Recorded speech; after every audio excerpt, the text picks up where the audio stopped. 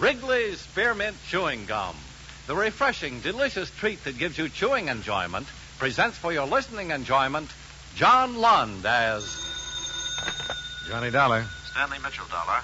Oh, how are you, Mr. Mitchell? I'm fine. Are you employed? No, not since last Tuesday. Then you can take an assignment. Fast as you can give it to me. Go to New York and see a Mr. Alan Saxton.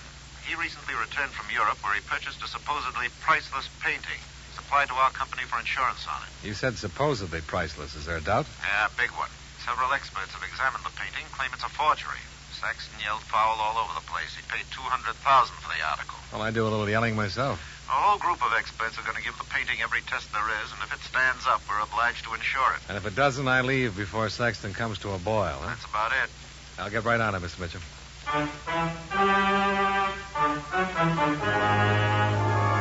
the makers of Wrigley's Spearmint Chewing Gum bring you John Lund in a transcribed adventure of the man with the action-packed expense account, America's fabulous freelance insurance investigator. Yours truly, Johnny Dollar.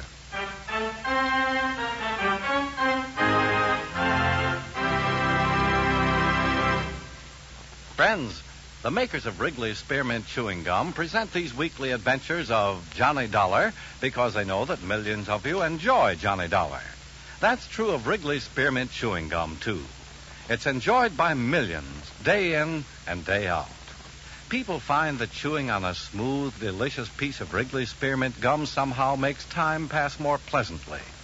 Whether you're working, driving, shopping, or just taking things easy, that good, tasty chewing gives you enjoyment and satisfaction. So always keep a package of Wrigley's Spearmint Chewing Gum handy. And whenever you want a refreshing, delicious treat, chew a stick. You'll like it. You really will.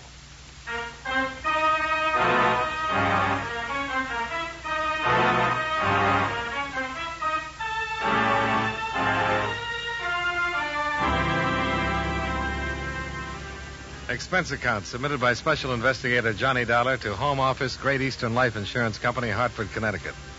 The following is an accounting of expenditures during my investigation of the Alan Saxton matter. Expense account item 1, $21.65, train fare and incidentals between Hartford and New York City. I arrived at Grand Central late in the afternoon and went directly to a hotel where I registered and made arrangements to rent a car. Saxton resided in a quaint 3-story house on an estate across the river in Jersey that looked impressive enough to be an annex to Fort Knox. An old cad butler met me at the door and led the way into a mahogany and leather study, where I was left to wait for the master of the house. Mr. Dollar? That's right. Glad to know you. Mitchell of your company called, said you'd be down. Yes, sir? Well, sit down, sit down. Got a cigar? No, thanks. Aren't you a little premature? How do you mean? Well, there'll be no positive confirmation in my painting till after it's been examined, you know. When will the examination take place? Nasty cough. Yeah, nasty. Well, I'm to turn the painting over to Mr. Farmer from the museum tomorrow morning. I imagine he'll have it for a day or so. I understand you paid $200,000. I sure did. 200,000 fat American dollars, Mr. Dollar. Have you any idea how long it takes to make $200,000, Mr. Dollar? Well, that kind of depends on who's making it. Me, I start getting senile around $1.98. Oh, Lord. If I keep hacking like this, I'll end up doing business in an oxygen tent. Here. You like to see the painting, Mr. Dollar? Sure. Come on. Mr. Dollar, if I've been swindled, I'm going to cause more trouble than a hungry snake in a rabbit pen. Who'd you buy the painting from? Who? One of the biggest, most respectable dealers in Paris is all. You ever been to Paris, Mr. Dollar? Yeah. In here. Hey, how about that Paris, eh? Oh, I rather enjoyed myself. I rather did, too. Yeah, I've been there a dozen times now, and I never get tired of anything. Not anything, Mr. Dollar. The last trip, I You're met... a terrible old man. Huh? Oh, Barbara, I didn't see you. Obviously. Well, Hello. This is my impish daughter, only child, spoiled rotten. Barbara. Johnny Dollar. Just going to show Mr. Dollar the painting. Yeah. Beautiful. Yeah. You don't really like it, do you, Mr. Dollar? Well, I really don't know much about it, Miss Saxton. Barbara. You don't care for it, Mr. Dollar? Well, I guess it's very good. Good. Dollar, that's an original Marceau. Marceau! Oh. They're beginning to call Dad the hacking Saxton. Yeah, hacking sack. Nasty little brat, isn't she? Who told you the painting was a forgery, Mr. Saxton? A miserable little man named Lippert fancies himself an authority, just jealous of what he is. Give his right clavicle for that painting. Ran around telling everyone how old Saxton got taken for $200,000. Miserable little cuss. Are you going to be in town long, Mr. Dollar? Oh, stop rolling your eyes. That's about as crude And as... that eye rolling went out with high button shoes. Who did you say sold you the painting? You look out for her, Dollar. Get that tone? Are you going to be in town long, Mr. Dollar? I want to know. The painting? Yeah, I bought it from Rene Francois, most reputable dealer in Paris. He's only going to be in town till after they establish my painting's a forgery. Isn't that right, Dollar? Who? Rene Francois? You. I'm doing my best to save you from this designing female. Now agree with me. Yeah, I'm only going to be in town Then you until can after... stay for dinner. He cannot. Why not, Mr. Dollar? Because we haven't got enough food. Oh, don't be Now, ridiculous. you go on back to wherever you're staying, Mr. Dollar, and I'll get in touch the minute they finish with the painting. Now, take my word for it, Dollar. Quit while you're ahead. Stick around for dinner, and you end up a cripple. Oh. Well, are you going to stay for dinner or not, Mr. Dollar? He is not. Seems like a nice fella, but he never played polo in his life. How about it, Dollar? No, just an occasional game of stickball. What position? Oh, mostly gutter. Wonderful. I was a gutter man myself. You were raised in Hell's Kitchen, you know. Mr. Dollar, please stay for dinner. No! You can talk over old times. Bring back the good old days when you were out cracking skulls. You were going to leave. I am. I show Mr. Dollar Saxon's word is as good as his bond. Her bond. I'm a her. She. Yeah, her. Sometimes I wonder. Come on, Dollar. I'll walk you to the door. You don't have to drag him. Mr. Dollar, Goodbye, Miss Saxton. please. No! Look out! Getting better, but you're putting too much of a curve on it. I hate you. Come on, Dollar. You're quite a girl, huh? Yeah. There's nothing really wrong. Just spoiled. Got too much money. I'd ask you to stay, but you really seem like too nice a fella. Well, Well, what? just well. At the moment, that's about as glib as I can get.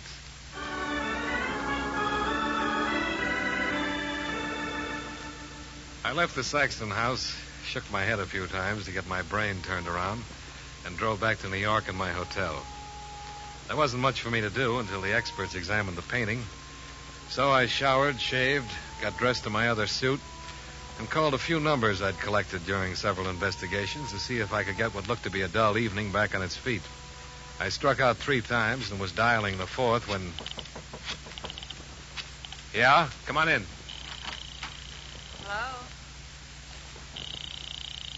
May I come in? Well, yeah, sure.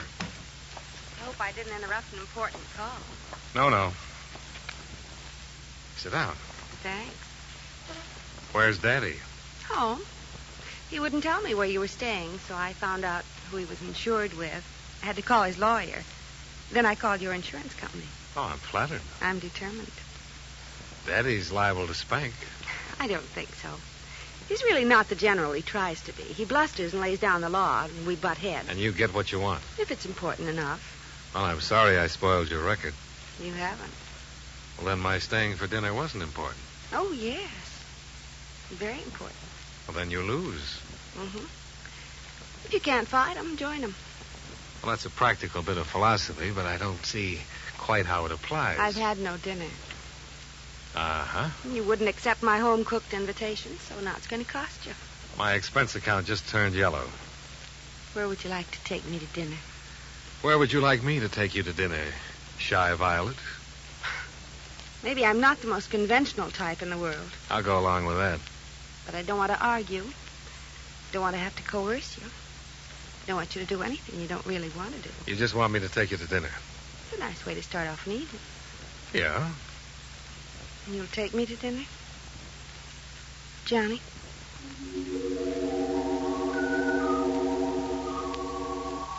Expense account item 2, $22.78, dinner at a small Italian restaurant. I'm pretty sure the dinner was excellent, but I'm positive that Barbara Saxton was more woman than I'd run into in a long time. Delilah was a Girl Scout by comparison. We got back to the Saxton home in Jersey about 3 in the morning, parked the car at the front door, and said goodnight. I had a wonderful evening. Will you call me tomorrow? Right after my 2 o'clock shock treatment. Aren't you happy? Well, I'm not quite sure. I think we had a little too much to drink. Who had a little too much to drink? Okay. I had a little too much to drink. You're fractured. I love you, Johnny. Let's get married. Come on, dear love. Oh, I don't want to go in yet. I want to get married. Johnny, let's drive to someplace where we can get married. No, I'm once more a clear-thinking, cautious bachelor. I can fix that. Now, well, I'm conscious. Want to bet? Oh, come on. Be a good little girl. Get out of that car and let me walk you to the door, or I'll scream for help. You're mean. The word is coward. Yes. Now, come on, dear. No, you're right. You're right. You're a coward. But a single one. Now, come on. Kiss me goodnight first. Barbara. Kiss me goodnight or I won't budge. I'll kiss you goodnight at the front door. It's a deal.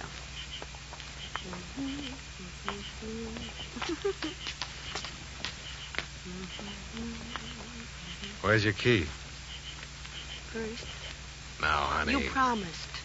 The front door. This is it. Go, front door. Okay. Good night, honey. Let's get married. We'll talk about it tomorrow. Now. Shh. Honey, the door was open. I don't want to go in. I'm not going to go Barbara, look. in. No. I'm going to sit right down here. Oh, no, you're not. Oh, that's nice. Carry me, Johnny. Carry me to a minister and let's get married till death do us part. There. You're on your own. Good night. Johnny, you come back here. You can't leave me just standing here like this. Drink a big glass of milk and get some sleep. Johnny. Good night.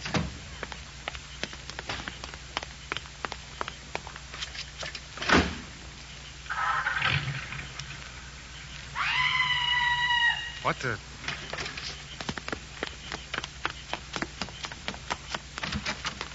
Johnny! Oh, Johnny! What is it? What's wrong? In the library, Dad. What? He's lying there. Hurt his head. It's all bloody.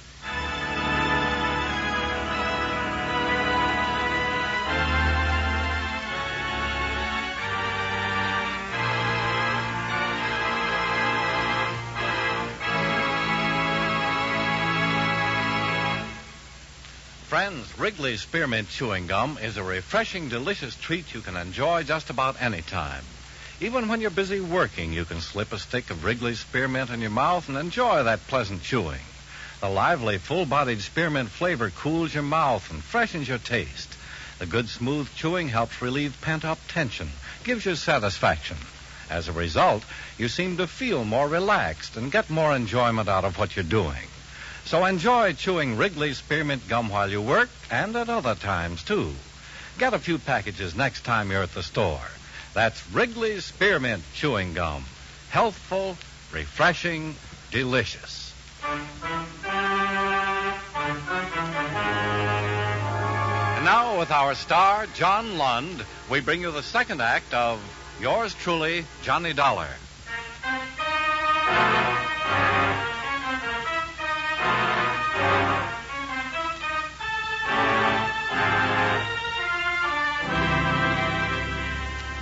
Barbara Saxton was hysterical. I had to slap her to calm her down. Then together we went into the darkened Saxton house, where I found her father, Alan Saxton, lying on the floor, bleeding from a nasty scalp wound.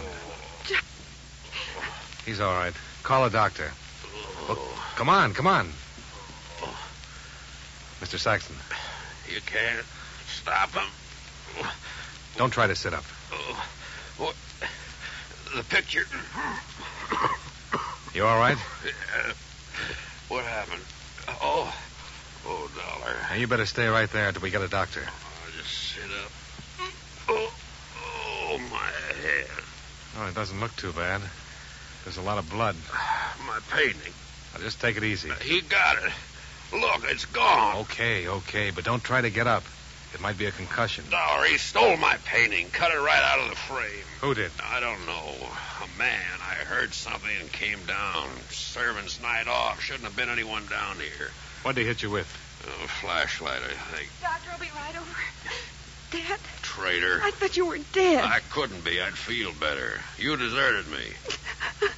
Oh, for Pete's sake, stop that. I'm the one who got clobbered. You nearly scared me half to death. Well, I couldn't help it. What happened? Some dirty lowlife swiped my painting. No. Well, look. The marshal. Yeah, caught him in the act. Would have captured him, too, but he crowned me with his flashlight. Better get some hot water and a towel. But they have to take 50 stitches. Oh, it's just a little cut. It is not. It's good for at least 50 stitches. Dear love, Yes, dear love. get the hot water and a towel while I go call the robbery detail. Yes, Johnny. Wait. Yes, dear love. Yes, Johnny. He took me to dinner. Well, it's 3:30 in the morning. 3:35. What day? Tuesday. What time did you finish dinner? Look, while you're getting your suspicions up, the thief is putting a lot of miles between this house and Dollar, answer me one question. She didn't get you drunk and get you to marry her. I sure tried. But you didn't. No. You're a lucky boy, Johnny. Oh, don't look so smug. You just think everyone wants to marry me for my money. Well, don't they? Not Johnny. I'm going to call the police. Wait. Just one more question. If you married my daughter, would it be for her money? In the first place, I'm not going to marry your daughter. Johnny. In the second place, if I did, it wouldn't be for her money. See? If I was going to marry her at all, it would be for your money. Johnny!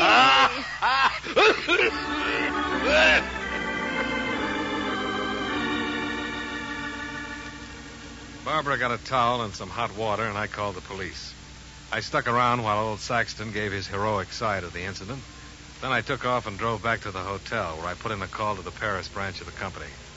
I talked with Howard Gilbert and asked him to check on the departure of Rene Francois, who, according to Saxton, wasn't expected to arrive in the States until late that afternoon. There had to be a good reason why anyone would steal a painting that had been publicized as a possible fake. Saxton wouldn't have the painting stolen, because without insurance, he'd just be out the $200,000 he'd paid for it. Rene Francois might have a reason, though. Because if the painting was proved a forgery, his reputation would suffer, not to mention having to return the $200,000 to Saxton. Well, Gilbert promised to wire the information regarding Francois' departure the minute he had it, and I left the hotel and headed across town to see an old friend, a continental stool pigeon with a way of knowing about such things as stolen $200,000 paintings. It was close to 5 o'clock when I rang his doorbell.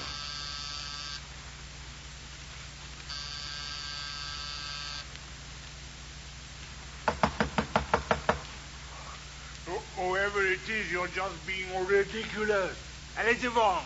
Henri, open up. Not by the hair of my little goatee.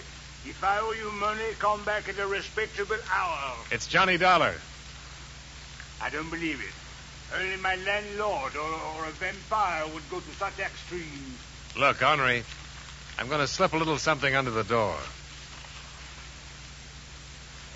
Another 10 might convince me. Okay, but you'll never go to heaven. I'm convinced.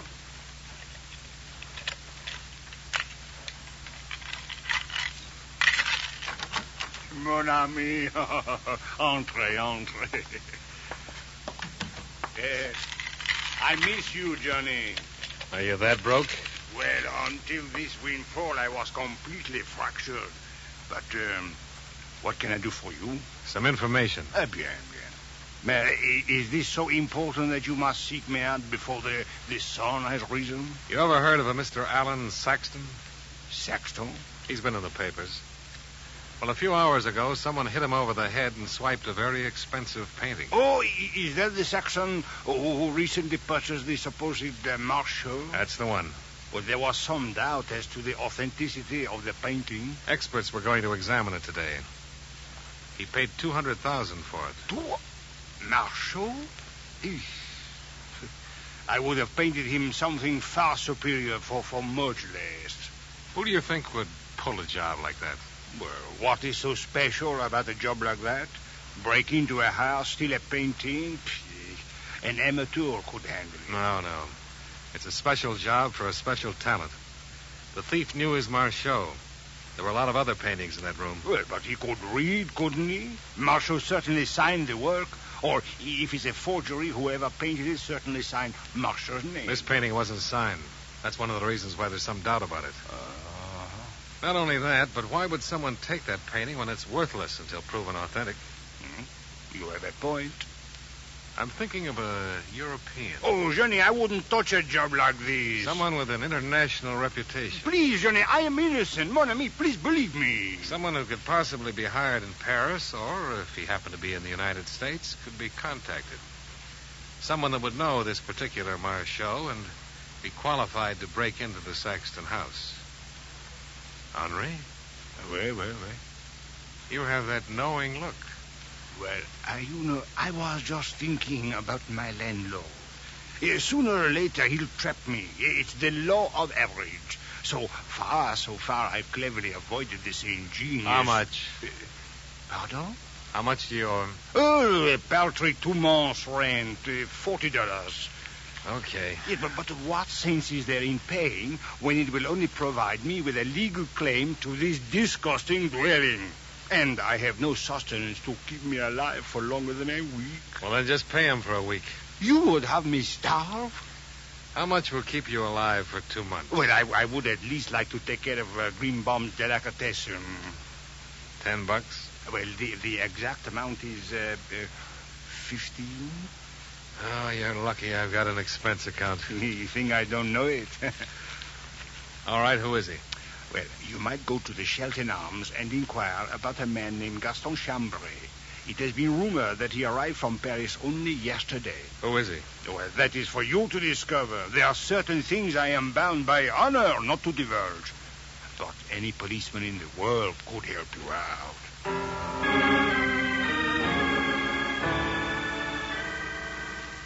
I left the little Frenchman and went back to my hotel, where a cable was waiting from Gilbert at the Paris office. It told me that René Francois had booked passage on Air France and was due to arrive late in the afternoon. I left, climbed into the rented car, and drove to the Shelton Arms on East 108th Street, where a sleepy night clerk gave me Gaston Chambray's room number and accepted a $10 bribe not to inform Chambray that I was on my way up.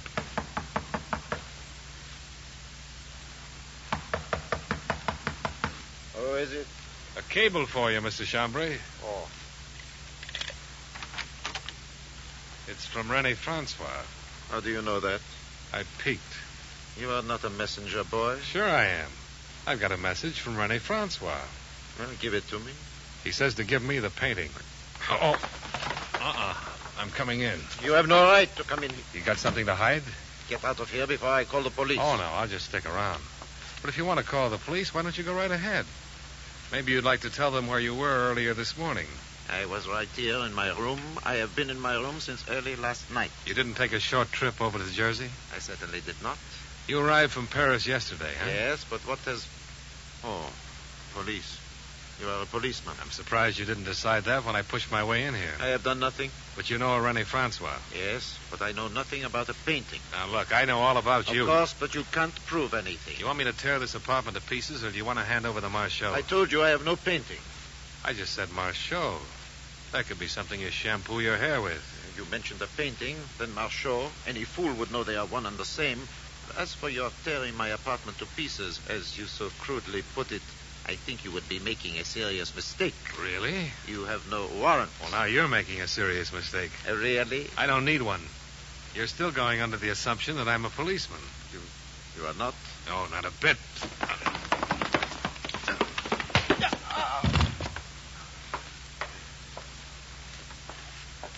All right, get up. Now, where's the painting? Who sent you? I sent myself. Now, where's the painting? Okay. No. Wait a minute. It's under the pillows on the couch. Uh-huh. Why did you steal it? Maybe you didn't understand me. No. All right. I was hired. Sure you were. René Francois? Yes. Okay. Now, as long as you're so suspicious about policemen, put on your clothes. I'll take you downtown, introduce you to a few of the gentlemen in blue.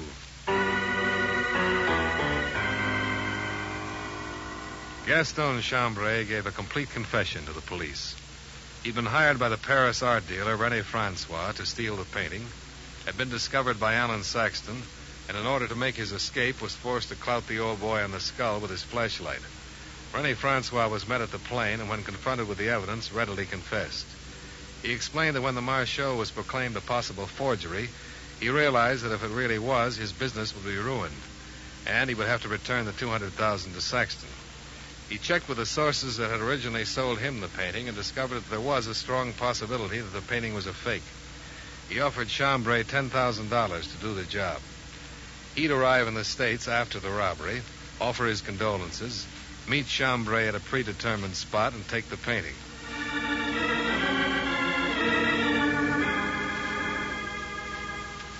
Well, Saxton took it in stride, and after Francois gave him back the money, he even laughed about it.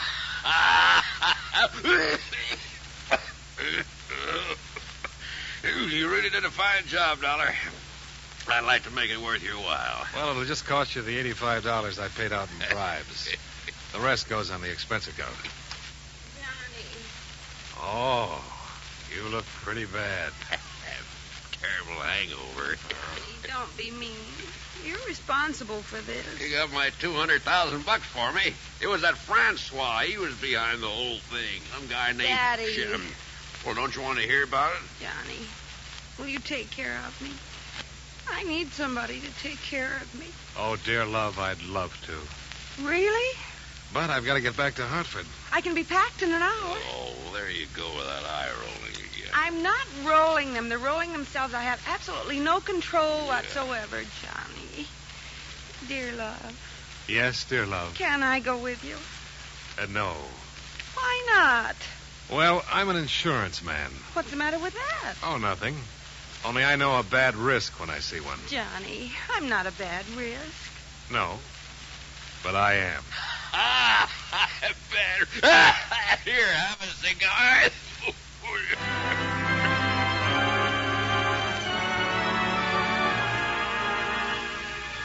Expense account item 3, $55.85, hotel bill and car rental. Item 4, $19.65, train fare and incidentals back to Hartford. Expense account total, $119.93. Yours truly, Johnny Dollar.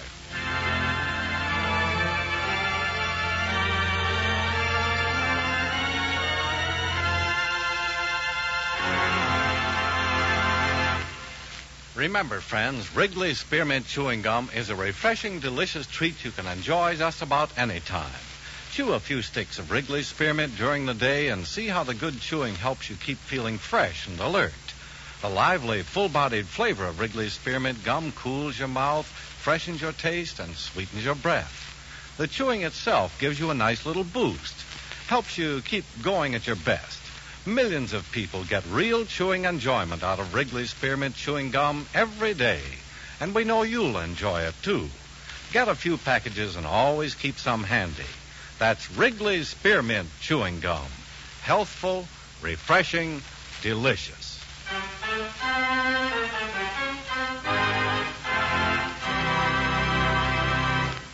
Yours truly, Johnny Dollar, brought to you by Wrigley's Spearmint Chewing Gum, stars John Lund in the title role and was written by Blake Edwards with music by Eddie Dunstetter. Featured in tonight's cast were Edgar Barrier, Hal March, Virginia Gregg, and Jay Novello. Yours truly, Johnny Dollar, was transcribed in Hollywood by Jaime Del Valle. The makers of Wrigley's Spearmint Chewing Gum hope you enjoyed tonight's story of Johnny Dollar and that you're enjoying delicious Wrigley's Spearmint Gum every day. This is Charles Lyon inviting you to join us again next week at the same time when from Hollywood, John Lund returns as... Yours truly, Johnny Dollar.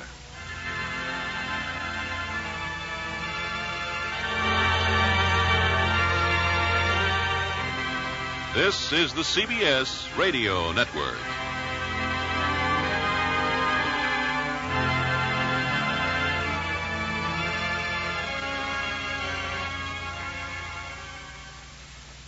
Introducing Carvana Value Tracker, where you can track your car's value over time and learn what's driving it. It might make you excited. Whoa, didn't know my car was valued this high. It might make you nervous. Uh-oh, market's flooded. My car's value just dipped 2.3%. It might make you optimistic. Our low mileage is paying off. Our value's up. And it might make you realistic. Car prices haven't gone up in a couple weeks. Maybe it's time to sell. But it will definitely make you an expert on your car's value. Carvana Value Tracker. Visit Carvana.com to start tracking your car's value today.